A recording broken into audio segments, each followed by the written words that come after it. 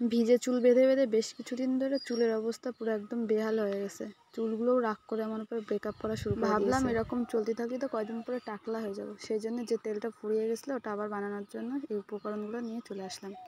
প্রথমেই আমি এখানে নিয়ে নিয়েছি মেহেদি পাতা। মেহেদি পাতা অনেকটা ছিল বলে নিয়ে নিয়েছি। তারপরে এখানে নিয়ে নিয়েছি আমলকি। মূলত আমলকি ছিল না বলেই তেলটা বানাতে পারছিলাম না, আমলকির অভাবেই তেলটা বানানো হচ্ছিল না এতদিন ধরে। তারপরে এখানে নিয়ে নিয়েছি পেঁয়াজ, 2টো পেঁয়াজ নিয়েছি। তারপরে এখানে থানকুনি পাতা বেছিলাম, এটাও জানি উপকার, সেজন্য দিয়ে দিয়েছি, আর না থাকলে কোনো ব্যাপার না। তারপরে কারি পাতা ছিল বাড়ির সামনে, ওটাও অনেকটা করে দিয়ে দিয়েছি। তারপরে জবা ফুলের পাতা, জবা ফুলের অভাব, বান্ধবীদের বাড়ির থেকে নিয়ে চলে এসেছি। তারপরে এখানে রয়েছে দুবলো ঘাস, তারপরে খুদকস তুলসীর পাতা, এখানে বৃঙ্গরাজ বলে এটা।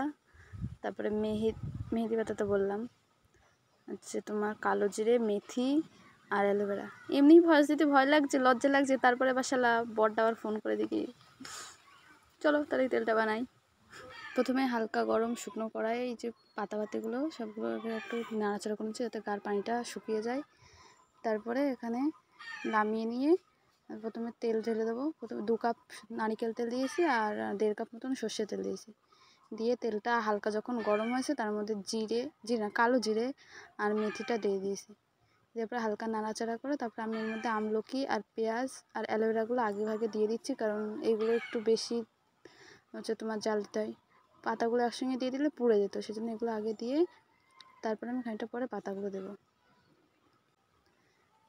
তেলটা খুব ভালো করে গরম করিনি বলে সব গাজা গাজা উঠে গেছে। অসুবিধা নেই, হালকা গরম ছিল। এগুলো নাড়াচাড়া করতে করতে যখন এগুলো লাল লাল হয়ে আসবে আমলকি পেঁয়াজ টেয়াজগুলো, তখন এর ভিতরে আমি পাতাগুলো সব দিয়ে দেবো। এই যে হালকা গরম করা পাতাগুলো সব এর মধ্যে দিয়ে দিচ্ছি।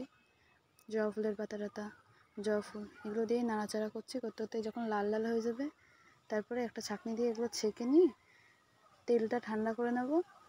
তেলটা ঠান্ডা করার পরে এই যে কাচের বয়ামের মধ্যে রেখে দিয়েছি। কাচের বয়ামে রাখলে অনেক দিন পর্যন্ত ভালো থাকে তেলটা। আগেরবারও বানিয়েছিলাম কিন্তু এত উপকরণ আগেরবার দেওয়া হয়নি। এই যে আমার তেল পুরো রেডি হয়ে গেছে, এটা আবার আমার অনেক দিন চলে যাবে। আর বোনরা শয়তান শালা চুরি করে মেখে নেয়।